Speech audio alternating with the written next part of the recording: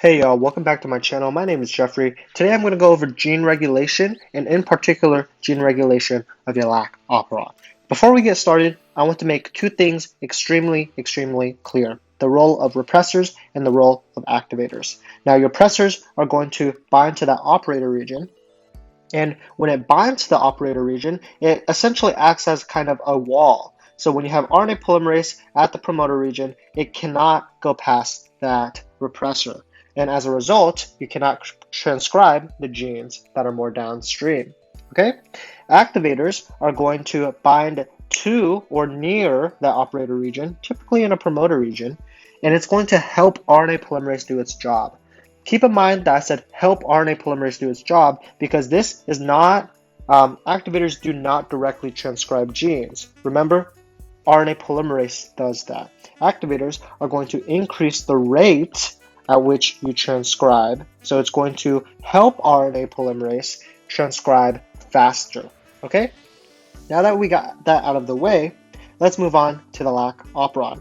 So the Lac Operon itself is going to be here. Okay? So your Lac Operon is going to include your Lacp, your LacO, your LacZ, LacY, LacA. And your LacI is going to be further upstream. And how does the LacI influence the Lac Operon? That's a great question. We'll touch on that in a second, okay? Your Lacp is going to be your promoter, your LacO is going to be your operator. So if we look here, that's essentially the exact same thing. LacZ is going to encode for an enzyme called beta-galactosidase, and its function we will touch on a little bit later. LacY is going to code for a lactose permease, and essentially its role is going to increase the number of lactose transporters on the membrane. So if you think about insulin and glucose, if you have insulin binding to that receptor tyrosine kinase, it's going to have a variety of downstream effects leading to GLUT4 receptors going to the cell membrane. And when it does that, you're going to have less glucose outside of the cell and more glucose inside of the cell. This permease essentially does the exact same thing, but for lactose. LacA is going to code for an acetyltransferase. Now, we're not going to worry too much about that because its exact function in this Lac pathway is not really known, and it's frankly not important. LacI is going to code for a repressor protein. Now, if we go back and we look at repressors and activators, your repressor protein is going to act on that operator, okay? And when it binds the operator, you cannot have transcription of the Lac Operon, like we were talking about before. RNA polymerase cannot transcribe, okay? So what happens now? How do we get transcription of our Lac Operon? We need to have the presence of lactose in the cell. So in this case, in a bacterial cell, if there is lactose, it's going to be broken down by an enzyme because remember, we cannot metabolize lactose on our own. We need help, right? And the help comes in the form of an enzyme called beta-galactosidase. Whoa, where did we hear about that before? Oh, right, it's coded by the Lac Operon. And beta-galactosidase is going to break down your lactose into glucose and galactose. And these are macromolecules that your body can metabolize and digest, right? Now, in certain, randomly, not always, beta-galactosidase is going to turn out an allolactose molecule. Now, the purpose of this allolactose molecule is to go ahead and bind that repressor protein. Now, when it binds that repressor protein, what happens is that you induce a conformational change in the repressor. It decreases its affinity for that operator sequence in the Lac Operon, and it disassociates. And as it disassociates, now you can have increased levels of transcription.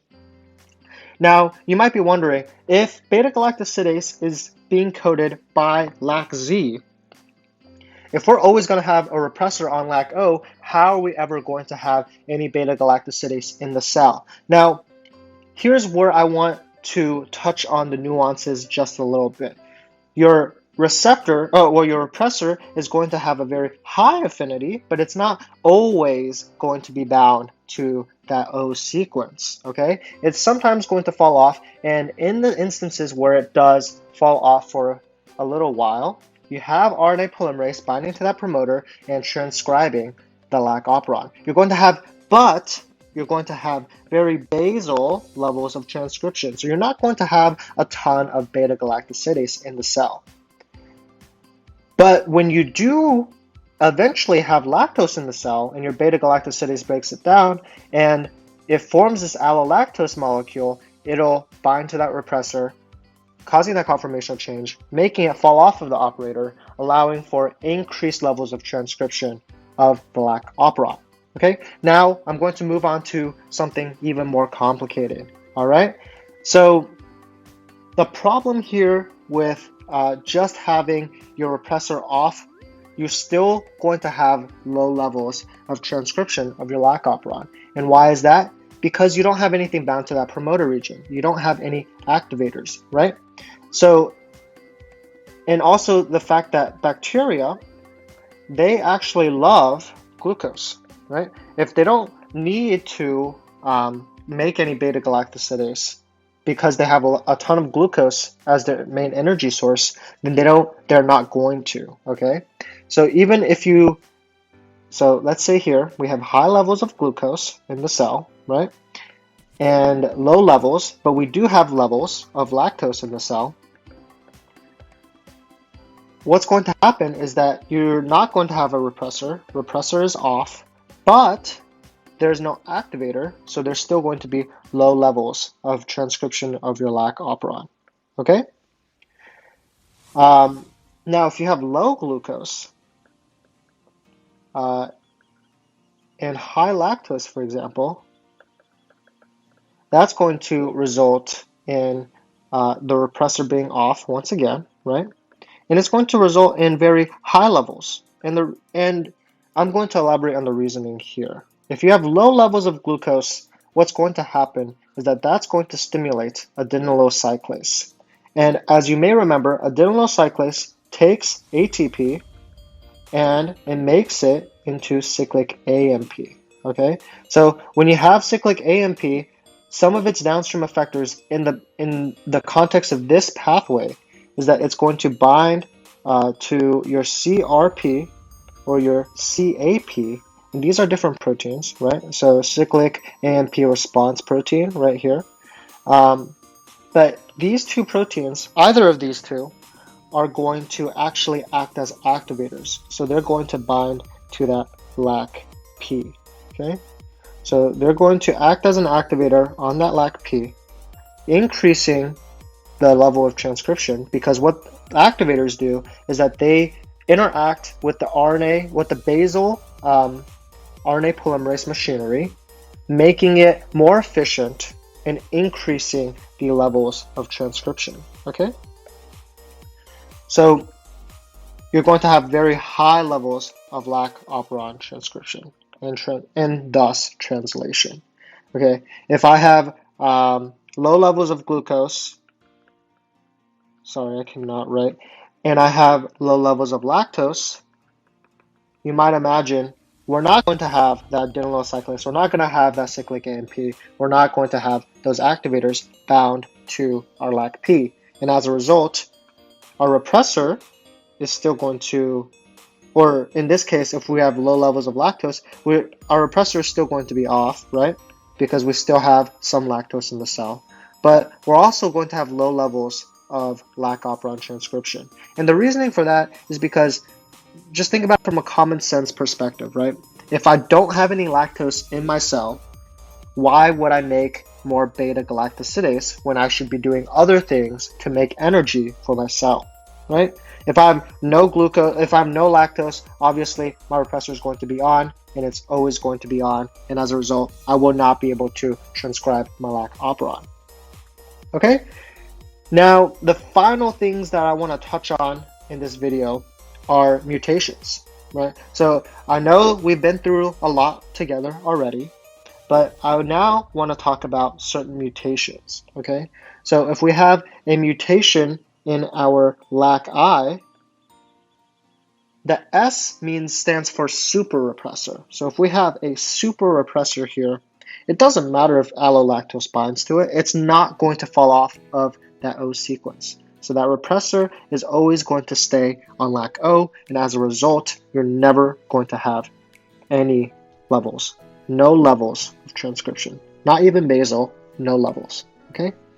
If we have a mutation in LacZ, where beta-galactosidase, the enzyme that is formed, is non-functional, you might imagine we are not going to have any allolactose being made, and as a result, our Lac Operon is not going to be transcribed, right? If we have a mutation in LacY, remember, codes for the permease, so there's not going to be that many, or actually any, levels of those channels for lactose coming in.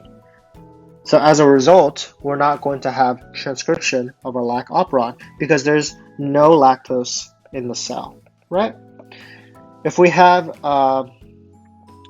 if for example, we say we have a mutation in our LacO, and the reason why I say the mutation is C in this instance is because C means constitutive. So if we have a mutation LacO where it's always going to be on, that means we're always going to have Lac Operon transcription, right? It means that that repressor is not going to recognize the operator sequence, and as a result, there's no repressor, and as a result, you're going to have increased levels of transcription because RNA polymerase is uninhibited.